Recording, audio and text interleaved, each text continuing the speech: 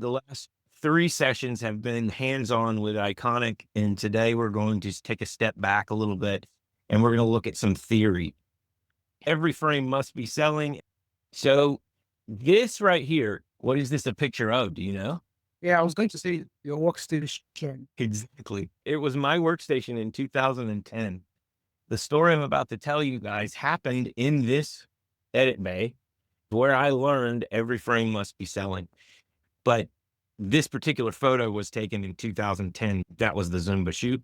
I spent 2 decades cutting TV infomercials, trained by top marketers. I learned to edit for results, not just feelings. In the old days, we would have your source monitor, your record monitor, and preview monitor. And I had Facebook open while I worked. And my assistants have always known that I like to formulate how we're going to take our next steps. We know what to do next. We don't have to spend as much time thinking about it, and we can get stuff done faster. If we repeat things that work, then it wins. I learned all this in this edit bay with this guy right here. And some of you guys know this guy. His name is Court Howell, and he was my first real mentor in this space. This guy built Winsor Pilates. He built Power 90, which went on to become Beachbody.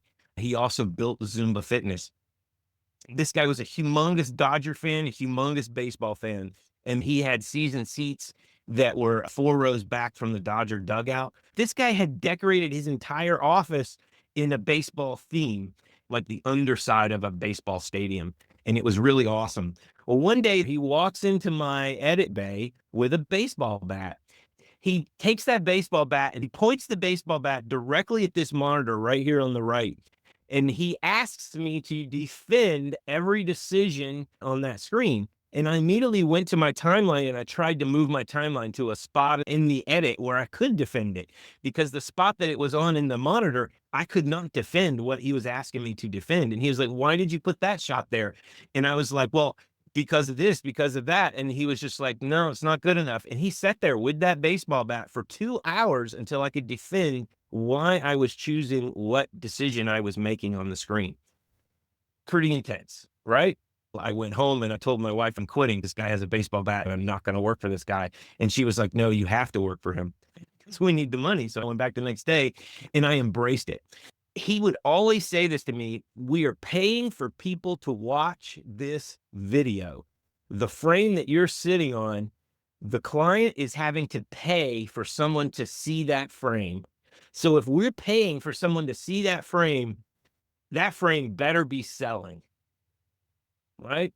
So we'll say that again. In paid, and this goes for infomercials like in the old days and what we're doing today on social media, we are paying for someone to see that frame. For every impression, it is not for free. The client has to put their money into a system, and we pay for someone to see that frame, video or static. So we have to do justice to our clients to make sure that every frame that we give them for them to pay for someone to watch has to be selling. Any questions? Thoughts? Cool. What does every frame must be selling actually mean? What does it really mean? So do you guys, I'm just going to read this out to you guys and then we can start talking about it. But every frame needs to, and this came straight from Cort. This is what Cort taught me. Every frame needs to clearly support the key message, the one thing you want the viewer to remember after watching your ad. And every frame has to clearly support the CTA, the one thing you want the viewers to do next. So that's 2 things. They have to remember what the message is and what the CTA. The message is one thing you want them to remember, and then what do you want them to do? All right, the golden rule of every frame must be selling is if the frame does not support your key message and CTA, you have to fix it or cut it. And by cut it, I mean delete it. And a lot of this comes out of infomercials. We had 28 minutes and 30 seconds to get a message and CTA out. Every frame has to be selling, and if it doesn't, cut it. Now in paid social, the average watch time on these accounts are 3 to 8 seconds. So if it does not sell specifically in those opening frames, you've got to fix it or cut it.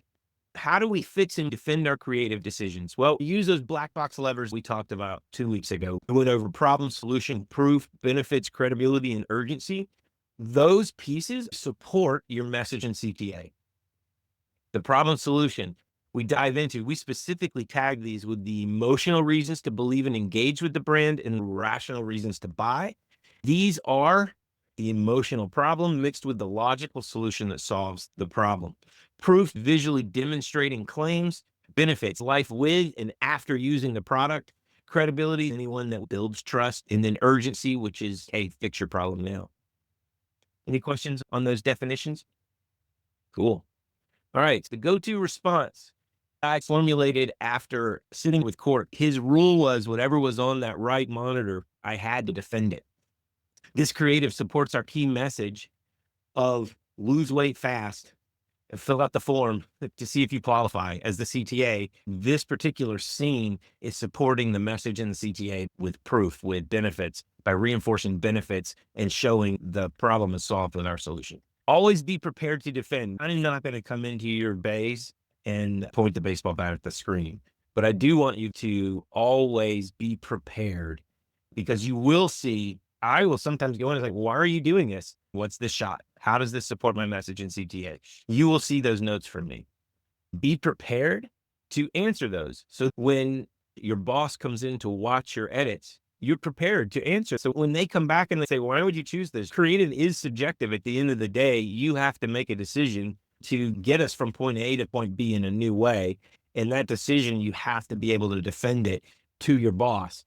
Time and time again, I've said in edit bays where the boss has come in and he's been like, what is this? I don't understand what you're doing. And it's because it's not fully stated. You're mid edit. Have to put all the pieces in, and the boss goes to look at it. If you can't defend it in their mind, they're like, well, this is not going to work. I'm paying for someone to watch this. I'm not going to finish this. The boss will deconstruct what you've built and rebuild it the way you had it in your head at the beginning. So if you could have just defended what you were building while you were building it, you would have saved time and money. Be prepared to defend your decisions. Every frame must support your key message in your CTA. We are building stuff and paying someone to watch it. So make sure every frame supports. Pick one of your creative levers to clearly defend your creative decision. This applies whether you're on set or in the edit bay, whether you're making a shot list or planning your concept for what you're going to do. You have to make sure that whatever you're doing supports your key message in your CTA. Clarity beats creative guesswork every time. So action items, be prepared to defend your creative decisions every time you upload something. If you're not done with it, put a temp across it when you show it, to communicate to the stakeholders that you have their best interest at heart, because the stakeholder is paying you, right? And they want to make money back. You have to make them feel comfortable. Paul, you told me a few years ago to defend every creative decision. I applied that to life. I should be able to defend every decision I'm making, work related, personally related, it doesn't matter, right? Someone was like, hey, why are you doing that?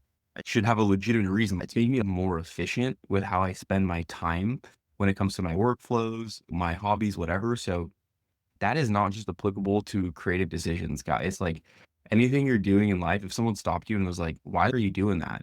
You should have pretty good answers for it. I'm trying to build my career, skills, values, educate myself, relax and unwind. Paul told me that a few years ago and it resonated with me. I really took it to heart and apply it to my life. Every time I'm doing something, I'll stop and think, could I defend this action? Is this the best use of my time? It's made things much more efficient, extracted more value out of things I'm doing on a day-to-day basis because of that. So just keep that in mind. It doesn't only apply to creative decisions. Cool. Did this resonate today? Did it make sense? Yes, very much.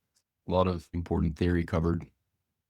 This was probably the most important thing I learned in my career, and I still apply it to this day. Rock and roll, guys. I'll see you tomorrow. Thanks, team. Thank you, Paul.